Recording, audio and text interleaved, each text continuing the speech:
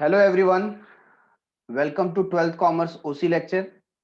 We are in chapter number 2, Functions of Management, and today we are going to start with controlling part from page number 27 of the textbook. So here in front of you, we have introduction of controlling. First of all, what do you mean by word control? Controlling means what? है ना, सुना है? एक movie आई थी बीच में, I think welcome, उसमें वो अनिल कपूर और नाना पाटेकर का रोल रहता है ना। और नाना पाटेकर बीच में अचानक बोलते बोलते चालू रहता है कंट्रोल उदय, कंट्रोल कंट्रोल, है ना। कंट्रोल क्या कंट्रोल कर रहा है? वो गुस्से को कंट्रोल कर रहा है। बट ये कंट्रोल वो कंट्रोल सेम है क्या?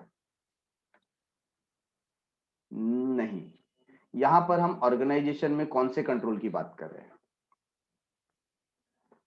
कंट्रोल करने के पहले आपके पास कुछ स्टैंडर्ड होना चाहिए, कुछ बेंचमार्क होना चाहिए। और वो कैसे आएगा? जब आप प्लानिंग करने के समय एक स्टैंडर्ड तय करते हो। आपने जो सोचा हुआ है, आपने जो फिक्स किया हुआ है, उस स्टैंडर्ड पर, उस मापदंड पर आप उसको क्या करते हो? कंपेयर करते हो। कंपेयर करने के बाद देख रहे हो कि आप आगे हो या पीछे हो। फॉर एग्जाम्पल,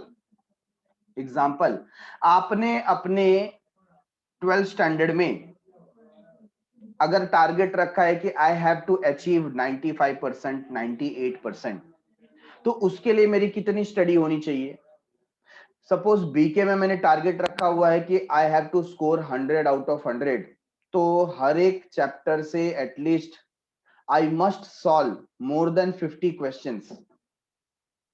तो वो 50 क्वेश्चंस को सॉल्व करने के लिए मुझे कितने टाइम की जरूरत है, डेली कितना होमवर्क करना चाहिए? तो मैंने एक बेंचमार्क रख दिया कि मेरा डेली 2 क्वेश्चन सॉल्व होना चाहिए, ये स्टैंडर्ड है।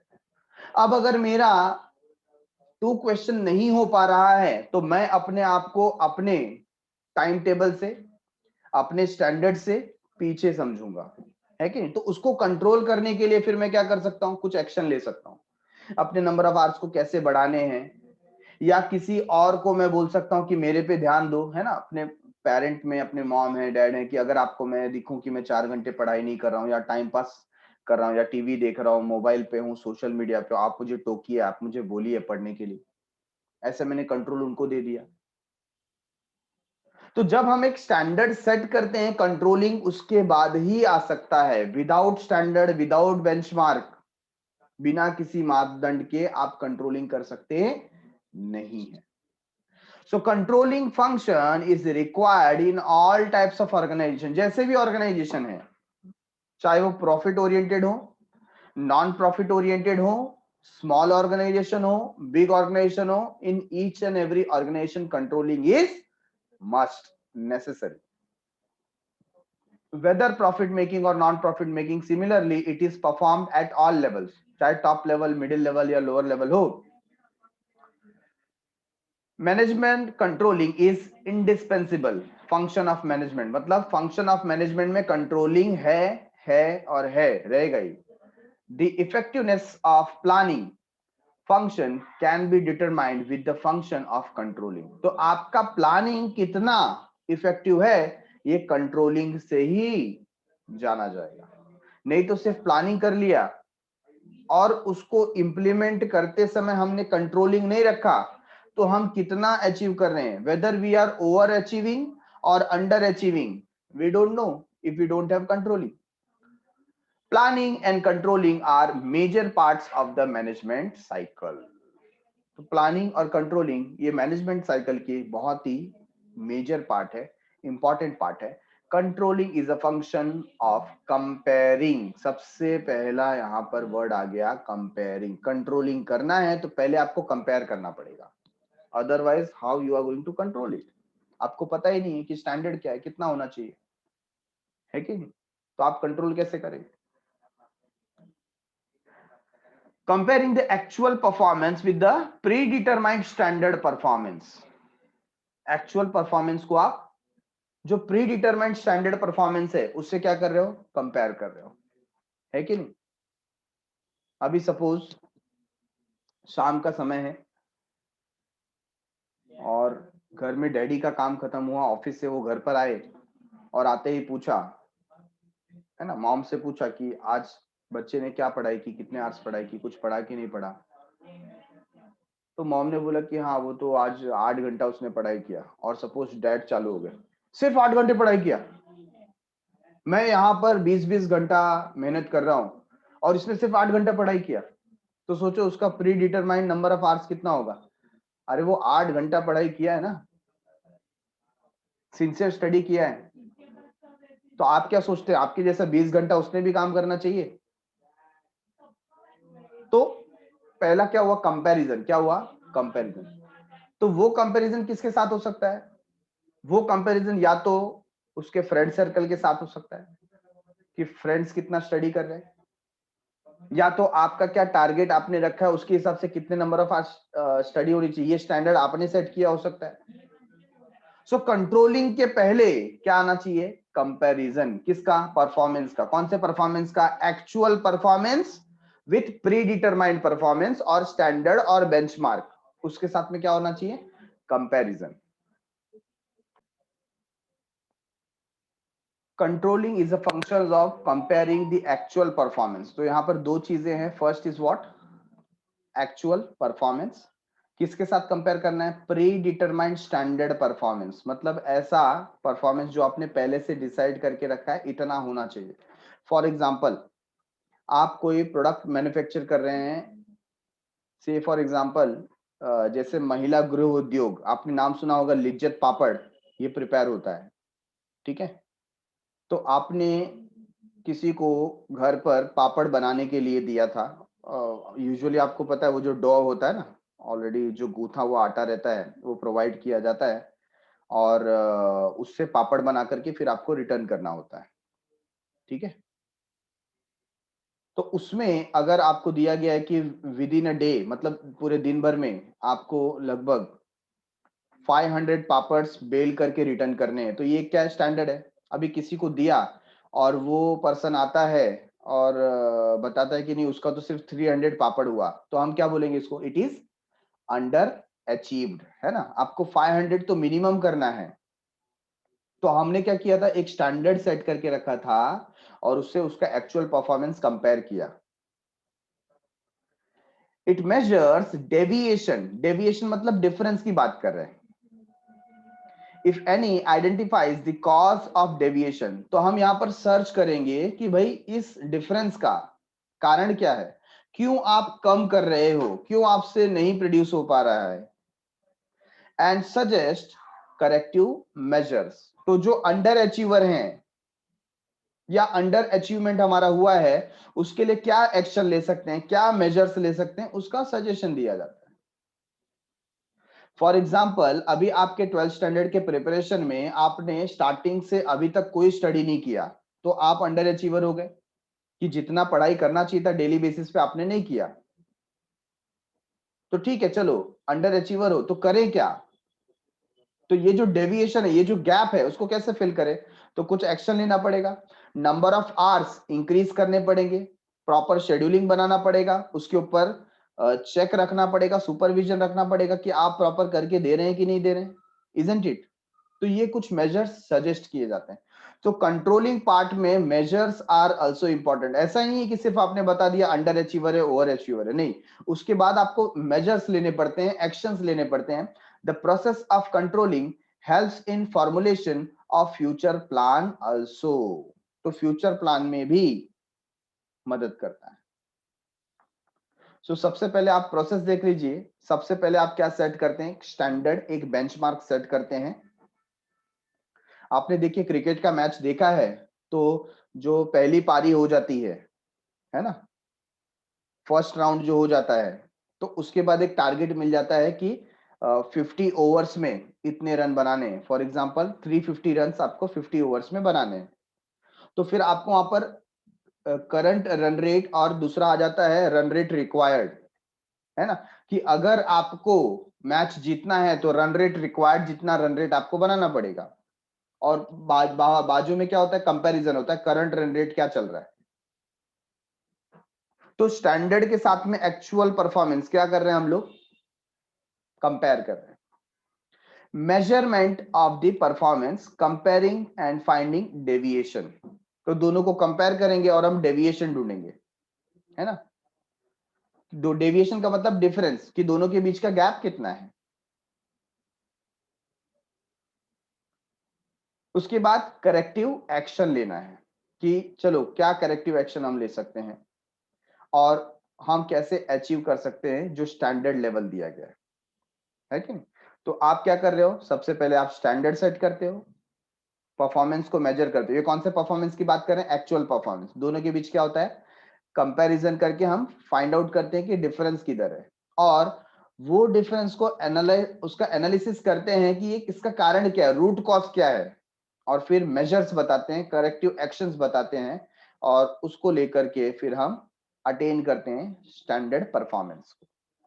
सो डेफिनेशन में हमारे पास कुंट्स एंड ओडोनेल है, ये बता रहे हैं managerial control implies the measurement of the accomplishment against the standard, measurement of accomplishment against the standard। जो हमने स्टैंडर्ड रखा था उसको कंप्लीट करने के लिए क्या मेजर्स लिए गए, and the corrections of deviations, जो डिफरेंसेस है उसके करेक्शंस के लिए, to assure attainment of the objective. जो डेविएशन है, डिफरेंसेस है, उनको करेक्ट किया गया ताकि हम ऑर्गेनाइजेशन का objective according to the planning, जैसे प्लान किया था उसको अचीव कर सके। डेल हेनिंग ये बता रहे हैं control is the process of bringing about conformity of performance. Bringing about conformity मतलब हम यहां पर कंफर्म कर रहे हैं कि परफॉर्मेंस प्रॉपर है या नहीं, विथ प्लान्ड एक्शन। किसके साथ, प्लान्ड एक्शन। हमने जो एक्शन प्लान किया था उसके हिसाब से परफॉर्मेंस चल रहा है या नहीं, कंफर्म करना, ठीक है। फिलिप कोटलर कह रहे हैं control is the process of taking steps to bring actual result. ऐसे स्टेप्स लेना ताकि एक्चुअल रिजल्ट हम ला सकें, and desired result closer together, मतलब दोनों के बीच में जो कंपैरिजन हो उनके बीच में डेविएशन कम से कम हो, डिफरेंसेस कम से कम हो, एक हिसाब से हम उस गोल को अचीव कर पाए। ऐसे मेजर्स लेना, ऐसे स्टेप्स को लेना, उसको बोलते हैं हम कंट्रोलिंग। सो कंट्रोलिंग के प्रोसेस में सबसे पहला तो आपका प्लानिंग के दौरान क्या होना चाहिए, एक बेंचमार्क स्टैंडर्ड सेट होना चाहिए। वो स्टैंडर्ड को फिर आप क्या करते हो, एक्चुअल परफॉर्मेंस के साथ में कंपेयर करते हो, एनालिसिस करते हो कि डिफरेंस क्या है और डिफरेंस क्यों है, वो डिफरेंस क्यों है उसके लिए करेक्टिव मेजर्स आप ढूंढ करके निकालते हो, और फिर से उसको एक्शन में पुट करते हो ताकि जो डिजायर्ड रिजल्ट है, जो स्टैंडर्ड है, जो बेंचमार्क है, हम उसको अचीव कर सके। तो comparison is very much necessary while controlling. हम किसी न किसी के साथ में क्या करते हैं, अपने आप को कंपेयर करते हैं, है ना, तभी हमारे मन में कुछ अचीव करने की भावना जागती है। फॉर एग्जाम्पल, आपने अलेक्जेंडर द ग्रेट का नाम सुना होगा, जिसको सिकंदर भी इंडिया में कहा जाता है। तो सिकंदर जो है अपने आप को किससे कंपेयर करता था, हरक्यूलिस से। हालांकि हरक्यूलिस जो है वो एक मिथोलॉजिकल कैरेक्टर है, ठीक है, माइथोलॉजी से बिलोंग करता है हरक्यूलिस, जिसके पास अपार शक्ति थी और जो अपने आप को सन ऑफ गॉड कहता था, गॉड का बेटा हरक्यूलिस, ठीक है। तो इसी तरीके से सिकंदर भी मानता था कि मैं भी क्या हूं, मैं गॉड का बेटा हूं, और वो दुनिया जीतने के लिए निकल गया। तो उसकी जो स्टोरीज थी उसको अपने, उसने ऐसा जहन में बिठा लिया था, उसने एक स्टैंडर्ड सेट कर दिया था कि अगर हरक्यूलिस कर सकता है तो मैं क्यों नहीं कर सकता, ठीक है। तो ये कंपैरिजन हो जाता है। कंपैरिजन पे याद आया, एक बार एक टीचर जब क्लास ले रहे थे तो अचानक वहां पर एक एजुकेशन इंस्पेक्टर आ गया, और एजुकेशन इंस्पेक्टर आकर के कुछ सवाल पूछने लगा, और बच्चों से उसने सवाल किया कि मैं एक बार कोलकाता स्टेशन पे ट्रेन पकड़ने के लिए आया और मेरी ट्रेन 28 मिनट लेट हो गई, और उसकी वजह से, सॉरी ट्रेन लेट नहीं हो गई, मैं लेट हो गया, और उसकी वजह से मेरी ट्रेन छूट गई। तो बताओ उस समय मेरी उम्र कितनी थी, उस समय मेरी उम्र कितनी थी। तो जितने भी बच्चे थे वो दिमाग लगाने लगे कि इसका रिलेशन शायद कोलकाता से या 28 मिनट से ऐसा कुछ होगा। तो लोग तरीके से आंसर देने लगे, लेकिन उससे जो एजुकेशन इंस्पेक्टर था उसको सेटिस्फेक्शन नहीं हुआ। लेकिन एक पीछे खड़ा हुआ बच्चा, उसने बोला कि सर मैं बताऊं। तो उसने बोला कि हाँ बताओ। तो उसने बताया कि सर उस समय जब आप ट्रेन पकड़ने गए थे, आपकी उम्र 26 ईयर्स थी, 26 साल। तो एजुकेशन इंस्पेक्टर एकदम एस्टोनिश हो गया, अरे ये तो आपने एकदम करेक्ट आंसर दिया, लेकिन ऐसा आंसर आज तक मुझको कहीं से नहीं मिला, तो आपने ये आंसर कैसे दिया। तो उसने बताया सर मेरा एक भाई है, कजन ब्रदर है, जिसकी उम्र 13 साल है। तो उसने बोला फिर क्या हुआ। तो बोला कि सर वो ना आधा पागल है, वो आधा पागल है, इसके लिए आपकी उम्र कितनी है, 26 साल। जोक्स अपार्ट, मतलब वो कंपेयर कर रहा था आप पूरे पागल हो, है ना। ऐसा कंपैरिजन हमको नहीं करना है। यहां पर हम कंपेयर किसकी कर रहे हैं, एक्चुअल परफॉर्मेंस को स्टैंडर्ड परफॉर्मेंस के साथ में कंपेयर कर रहे हैं।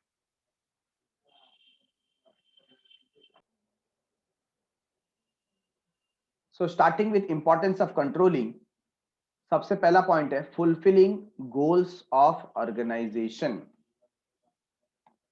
जब भी हमने कंट्रोलिंग की बात की, हमने बात की स्टैंडर्ड को अचीव करने की। जो स्टैंडर्ड, जो बेंचमार्क हमने रखा है, उसको अगर हम अचीव करेंगे, that means we are moving towards achieving organisational goal. Organisation ने जो गोल सेट किया है उसको अचीव करने की तरफ हम आगे बढ़ रहे हैं। So controlling is the function of measuring the performance at every possible stage. जो प्रोडक्शन का, जो डिस्ट्रीब्यूशन का, या जो भी ग्रोथ का स्टेजेस है, हर एक स्टेज पे हम क्या करते हैं, परफॉर्मेंस को मेजर करते हैं, चेक करते हैं, कंट्रोल करते हैं। ठीक है। Finding out the deviation, differences को देखते हैं if any, and taking corrective actions according to the planned activities. Planned activities के हिसाब से हम क्या करते हैं, करेक्टिव एक्शंस लेते हैं for the organisation. Thus, it helps in fulfilling the organizational goal. तो इसकी मदद से हम ऑर्गेनाइजेशन के गोल को क्या कर पाते हैं, अचीव। ठीक है। Number 2, making efficient utilisation of resources. Making efficient utilisation of resources. जब आप कंट्रोल कर रहे हो तो सबसे पहले आप कंपेयर करते हो और डेविएशन फाइंड करते हो, डिफरेंस क्या है। और हर एक स्टेज पे ऐसा करने के बाद आप एक करेक्टिव मेजर्स लेते हो, और इस समय आपका ध्यान होता है कि वेस्टेज को कैसे कम से कम करना है। Various techniques are used by manager to reduce wastages of material and spoilage of other resources. तो मैनेजर ऐसे बहुत सारे टेक्निक का इस्तेमाल करते हैं जिससे वेस्टेज को कम किया जा सके। Standards are set for every performance, और हर एक परफॉर्मेंस के लिए क्या सेट किया जाता है, standard, benchmark. Employees have to follow this standard, और एम्प्लॉय को इस स्टैंडर्ड को फॉलो करना पड़ता है। ठीक है। At as the effect of this, the resources are used by employees in the most efficient and effective manner.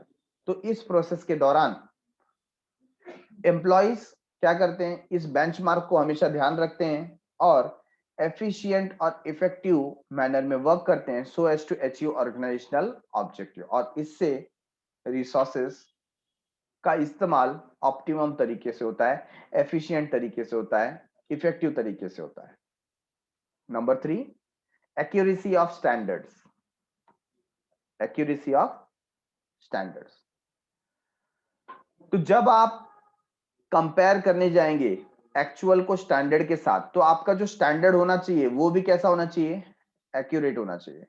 N efficient control system helps management in judging the accuracy of standards. अगर आपका control system efficient है तो properly जज कर सकता है standard की accuracy, whether they are accurate or not. क्योंकि अगर आपका स्टैंडर्ड ही एक्यूरेट नहीं है तो जो भी उसके बेसिस पे आप करेक्टिव मेजर्स लोगे वो भी रॉन्ग हो जाएगा। तो आपको सबसे पहले स्टैंडर्ड को एक्यूरेट करना पड़ेगा।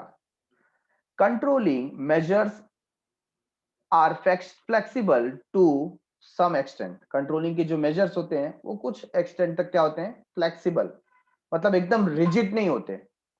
So after reviving them according to the changing circumstances, they are revised from time to time, which is beneficial for checking performance accurately. अभी मैं मेरे एक फ्रेंड से बात कर रहा था जो कि इन्वेस्टमेंट डिपार्टमेंट जो होता है ना, म्यूचुअल फंड्स वगैरह में जो काम करता है, ऐसा पर्सन है। और उनका जो ईयर का टारगेट था दिस ईयर, तो वो ईयर का टारगेट अचीव नहीं हो पा रहा था ड्यू टू कोरोना, है ना, कोविड-19 की वजह से अचीव नहीं हो पा रहा था। तो ऑब्वियसली कोविड-19 में सबके जो सेविंग्स हैं वो धीरे धीरे खत्म हो गए, और सेविंग्स खत्म हो गए तो इन्वेस्टमेंट भी क्या हो गया, रिड्यूस हो गया। तो यहां पर जब बॉस बात कर रहा था कि आप लोग प्रॉपर अचीव नहीं कर पा रहे हो, तो एम्प्लॉइज ने बाद में धीरे धीरे बात की कि सर अभी कोरोना का माहौल है, कोविड का माहौल है, तो हम कैसे ये जो आपने टारगेट दिया उसको अचीव करें। तो वहां पर जो बॉस था वो बोला मैं समझ सकता हूं आपकी बात क्या है, लेकिन आप इस बात को ध्यान दो कि पहले जब कोविड नहीं था तो अगर लोग 100 रुपीज इन्वेस्ट करते थे मार्केट में, उसमें से हमारे पास 30 रुपीज का इन्वेस्टमेंट आता था। मतलब हमारा जो शेयर था वो 30% का था। I am giving an example, ठीक है। ये तो रेशियो, ये तो परसेंटेज है, भले वो करोड़ ऑफ रुपीज में हो। सपोज ये जो है मैं ले लेता हूं 10 करोड़ रुपए का है ना, तो उसका 30% हमारे थ्रू इन्वेस्ट होता था। तो आज सपोज कोविड का हालत है, कोरोना है, और आप 10 करोड़ की जगह 2 करोड़ ही कर रहे हो, तो भी इसका 30% तो अचीव करना चाहिए ना हमको। ऑल ओवर मार्केट का जो इन्वेस्टमेंट है 2 करोड़, उसका 30% तो हमको अचीव करना है, वो भी नहीं हो रहा है। तो देखो यहाँ पर कितना स्टैंडर्ड को एक्यूरेट लेवल पे जाकर के अंडरस्टैंड किया गया कि we are not talking about this 10 crore, we are talking about this 2 crore, की जो इन्वेस्टमेंट हो रहा है मार्केट में ऑलरेडी, उसका 30% तो अचीव करो। अपना एवरेज तो मेंटेन करो जो आप पहले करते थे। एवरेज में तो फर्क नहीं पड़ना चाहिए, क्योंकि मार्केट में अभी भी 2 करोड़ इन्वेस्टमेंट हो तो रहा है ना, ठीक है। तो अगर आपका बेंचमार्क रॉन्ग हो गया तो आपका रिजल्ट भी रॉन्ग होगा, आपका कंट्रोलिंग भी रॉन्ग होगा। सो कंट्रोलिंग मेजर्स आर फ्लेक्सिबल। तो जो कंट्रोलिंग के मेजर्स होते हैं वो क्या होते हैं, फ्लेक्सिबल होते हैं। सिचुएशन चेंज हो गई तो उसके अकॉर्डिंगली हम लोग स्टैंडर्ड को भी क्या करते हैं, अप एंड डाउन कर सकते हैं, अकॉर्डिंगली चेंज कर सकते हैं। So after reviving them according to the changing circumstances, they are revised from time to time, which is beneficial for checking performance accurately, ताकि परफॉर्मेंस को accurately चेक किया जा सके। तो based upon situation, motivates employee। Employee को क्या करता है, ये मोटिवेट करता है। After setting standard of checking performance, they are communicated to employee. तो स्टैंडर्ड रखने के बाद, है ना, हमने एक बार बेंचमार्क सेट कर दिया। सपोज कोई वर्कर है,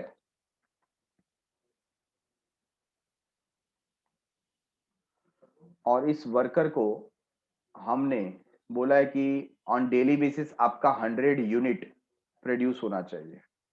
ये उसको क्या दे दिया, टारगेट, और उसको ये कम्युनिकेट किया, उसको बता दिया कि आपका 100 आज के तारीख में डेली बेसिस में यूनिट प्रोड्यूस होना चाहिए, ठीक है। Due to this employee get an idea about what to do and how to do. तो इसकी वजह से उसको पता चल जाता है कि चलो मेरे को 100 यूनिट बनाना है, तो मैं एक यूनिट कितने आवर में बनाता हूं। अगर मैं ज्यादा टाइम ले रहा हूं तो मुझको क्या करना पड़ेगा, उसको कैसे कम समय में उसको कंप्लीट करना है, कहां मेरा टाइम पास हो रहा है कि नहीं, वो जज करके वो मोटिवेट होके काम करेगा। Performances are evaluated and on that basis employee are rewarded in the form of increment। तो परफॉर्मेंस चेक किया जाता है, अगर आपने ओवर अचीव किया, अच्छा अचीवमेंट किया, टारगेट को हिट किया, तो आपको इंक्रीमेंट मिल सकता है, बोनस मिल सकता है, प्रमोशन मिल सकता है, etcetera. It motivates the employee to perform at their best level. इसकी वजह से ऑटोमेटिकली एम्प्लॉय क्या हो जाता है, मोटिवेट हो जाता है और अपना बेस्ट लेवल देता है। Number 5, ensures order and discipline। Order मतलब क्या हो जाता है, यहाँ पर ऑर्डर का मतलब रूल्स एंड रेगुलेशन से हम बात कर रहे हैं, और डिसिप्लिन मतलब शिष्टाचार। So controlling is the function of order and maintaining discipline. Controlling जब आप कर रहे हो तो हमेशा आप कम्युनिकेट कर रहे हो सामने वाले को या सबऑर्डिनेट को उनका टारगेट शो करके। तो जब सबऑर्डिनेट अपना टारगेट देखता है, ऑटोमेटिकली वो डिसिप्लिन में आ जाता है कि मुझको करना क्या है और मैं कर क्या रहा हूं, है ना। अगर आपके घर में आपने सब जगह पर 95% 96% के पोस्टर लगा दिए, तो वो बात हमेशा आपको क्या करेगी, कम्युनिकेट करेगी कि what you have to achieve. Automatically आप किस में आ जाएंगे, डिसिप्लिन में। तो कंट्रोलिंग ये काम करता है, it works for reducing unprofessional behaviour of the employee. Employee का जो अनप्रोफेशनल बिहेवियर होता है वो उसको रिड्यूस कर देता है, कम कर देता है। Discipline is maintained by continuous checking of performance. और डिसिप्लिन आपको मेंटेन करना है तो आप क्या करते हो, कंटिन्यूअस परफॉर्मेंस को चेक करते हो at each and every level by superior and preventive actions are taken to minimise the gap between actual and standard. तो हमारी जो सुपीरियर है वो कंटिन्यू बेसिस पे हर एक स्टेज पे चेक करते हैं कि हमारा परफॉर्मेंस कैसा है, और प्रिवेंटिव मेजर्स लेते हैं, एक्शंस लेते हैं, ताकि स्टैंडर्ड और एक्चुअल के बीच का जो गैप है उसको फिल किया जा सके, स्टैंडर्ड को अचीव किया जा सके। Point number 6, facilitate coordination. Control is a function in which the role and responsibility of all departmental managers and the subordinates are designed clearly. देखो यहाँ पर हमें बताया गया कि कंट्रोल एक ऐसा फंक्शन है जिसके अंदर जितने भी डिपार्टमेंटल मैनेजर हैं और उनके सबऑर्डिनेट हैं, सबका rules, responsibilities, duties clearly mention किया गया है। ऐसा डिजाइन किया गया है कि सब ऑटोमेटिकली एक दूसरे के साथ क्या हो जाएंगे, coordinate. Coordination between them helps to find out the deviation. उनके बीच में जो कोऑर्डिनेशन होगा उसकी मदद से हमको डिफरेंसेस पता चलेंगे, डेविएशन पता चलेंगे in their respective department, and to use remedial measure, ताकि हम उसको ठीक करने के कुछ एक्शंस ले सकें for desire result of the organisation, ताकि हमने जो रिजल्ट सोच करके रखा है उसको हम अचीव कर सकें। तो ये कोऑर्डिनेशन में क्या करता है, मदद करता है, हेल्प करता है, असिस्ट करता है। Number 7, psychological pressure. जब आप एक स्टैंडर्ड सेट कर देते हैं ना तो ऑटोमेटिकली आपके ऊपर एक मनोवैज्ञानिक दबाव आ जाता है कि मुझको ये अचीव करना है, और अगर मैंने अचीव नहीं किया तो मैं अंडर अचीवर हो जाऊंगा, मुझे ग्रोथ नहीं मिलेगा, है ना। हर एम्प्लॉय को फिर डर रहता है कि ऑर्गेनाइजेशन फिर मुझे निकाल ना दे, तो मुझको इतना तो अचीव करना ही है। The performance are evaluated with the standard target. Standard target के साथ में आपका परफॉर्मेंस को क्या किया जाएगा, इवेल्युएट किया जाएगा, चेक किया जाएगा, उसका मूल्यांकन किया जाएगा। The employee are very well aware that their performance will be evaluated and they will be rewarded accordingly. Employee को पता है कि उनके परफॉर्मेंस को चेक किया जाता है, मूल्यांकन किया जाता है, और उसके हिसाब से उसको रिवॉर्ड मिलेगा। उसको इस साल बोनस बढ़ के मिलेगा कि नहीं, उसका सैलरी बढ़ेगा कि नहीं, वेजेस बढ़ेगा कि नहीं, it all depend upon the performance. This psychological pressure works as a motivational factor for the employee to give their best performance. और ये जो मनोवैज्ञानिक दबाव है ये ऑटोमेटिकली उनको मोटिवेट करता है और वो अपना 100% उसमें लगा देते हैं, इफेक्टिव हो जाते हैं, एफिशिएंसी बढ़ जाती है। वही हमारा नेक्स्ट पॉइंट है, एंश्योर्स ऑर्गेनाइजेशनल इफेक्टिवनेस और efficiency. Factors of control include making manager responsible. तो कंट्रोल के जो फैक्टर्स हैं वो ऑटोमेटिकली मैनेजर को क्या बना देते हैं, responsible, motivating them for higher performance and achieving departmental coordination. तो मैनेजर को रिस्पॉन्सिबल पर्सन बनाना है, मोटिवेशन उसके अंदर आना चाहिए, और डिपार्टमेंट ऐसा करे कि वो डिपार्टमेंट का जो गोल है उसको अचीव कर सके। इस सब के लिए ये फैक्टर्स जवाबदार होते हैं। It ensures about organisational efficiency and effectiveness. तो जब आप कंट्रोल की बात करते हैं तो उसके थ्रू ऑटोमेटिकली एफिशिएंसी बढ़ जाती है और ऑर्गेनाइजेशन में इफेक्टिवनेस आ जाता है। क्यों? क्योंकि आप देख रहे हैं कि ऊपर के जो 7 फैक्टर्स है वो सब इसी की तरफ इशारा करते हैं। ये सब चीज होने के बाद ऑटोमेटिकली ऑर्गेनाइजेशन में एफिशिएंसी बढ़ जाएगी, इफेक्टिवनेस इंक्रीज हो जाएगा। ठीक है। So ensure organisational efficiency and effectiveness, जब ये पॉइंट आएगा तो आपको बताना है कि फैक्टर्स ऑफ कंट्रोल जो है वो क्या करते हैं, मैनेजर को रिस्पॉन्सिबल बनाते हैं, मोटिवेट करते हैं ताकि वो हायर अचीव कर सके, ओवर अचीव कर सके, जो स्टैंडर्ड दिया है उससे ज्यादा करके दिखाएं, ठीक है। और इसकी वजह से ऑर्गेनाइजेशन की एफिशिएंसी बरकरार रहती है। Point number 9, build good corporate image. Obviously अगर आपका कंट्रोलिंग अच्छा है तो उससे क्या क्या बेनिफिट मिल रहे हैं, है ना, एक एक करके हम लोग देख लेते हैं। कंट्रोलिंग की वजह से आपका ऑर्गेनाइजेशन का गोल अचीव हो रहा है, एफिशिएंट यूटिलाइजेशन ऑफ रिसोर्सेस हो रहा है, आपका जो स्टैंडर्ड है उसमें एक्यूरेसी आ रही है, आपके एम्प्लॉय जो है वो मोटिवेट हो रहे हैं, एम्प्लॉय के अंदर प्रॉपर ऑर्डर आ रहा है, वो डिसिप्लिन मेंटेन करते हैं, कोऑर्डिनेशन सबके बीच में हो रहा है, एक साइकोलॉजिकल प्रेशर क्रिएट हो रहा है जिसकी वजह से एफिशिएंसी इंक्रीज हो रही है। सो ऑर्गेनाइजेशन की एफिशिएंसी और इफेक्टिवनेस में फर्क आया है। ये सब किसको लीड करता है, गुड कॉर्पोरेट इमेज। क्यों, इन सब की वजह से आपका प्रॉफिटेबिलिटी बढ़ेगा, सेल्स बढ़ेगा, है कि नहीं, तो ऑटोमेटिकली गुडविल तो बढ़ेगा ही। Controlling function help to improve the overall performance of the organisation. Minimum deviation in predetermined standard, जो स्टैंडर्ड हमने पहले से फिक्स किए हैं उसके अंदर कम से कम क्या आता है, डेविएशन, डिफरेंसेस बहुत कम आते हैं। Actual performance result into the progress of business, और एक्चुअल परफॉर्मेंस की वजह से बिजनेस ग्रो करता है, अच्छा परफॉर्म करता है। It can be achieved with the help of proper control, और ये अचीवमेंट प्रॉपर कंट्रोल की वजह से ही आ सकता है।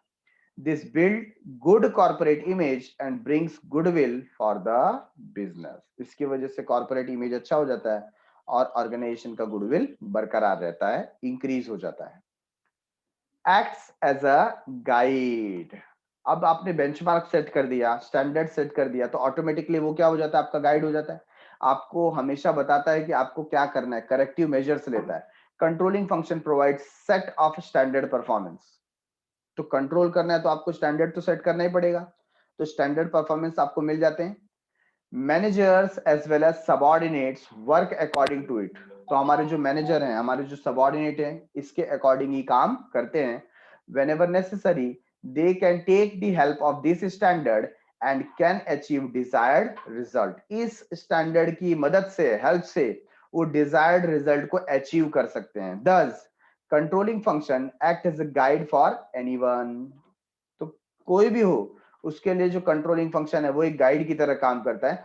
The step taken for controlling an activity guide the management while planning the future activities, तो जो स्टेप्स आप ले रहे हो कंट्रोलिंग के लिए, ये मैनेजमेंट को फ्यूचर प्लानिंग में भी क्या होगा, हेल्पफुल होगा, क्योंकि उसको पता होगा कि क्या कंट्रोलिंग मेजर्स लिए थे, तो नेक्स्ट टाइम जब वो प्लानिंग करेगा तो पहले से ही ये कंट्रोलिंग मेजर्स अपने प्लानिंग में ऐड कर देगा, ठीक है। So here we have completed with controlling part. So सारे जो 10 इंपॉर्टेंट पॉइंट थे वो हमने डिस्कस कर लिए। So thanks a lot for watching. Here we have completed with the whole chapter, function of management. If you have any doubt, you can contact me on WhatsApp or directly comment on this particular video. Thanks a lot. मिलते हैं अगले episode में with quick revisions. तब तक के लिए bye bye, शुक्रिया, शब्बा खैर, सायोनारा।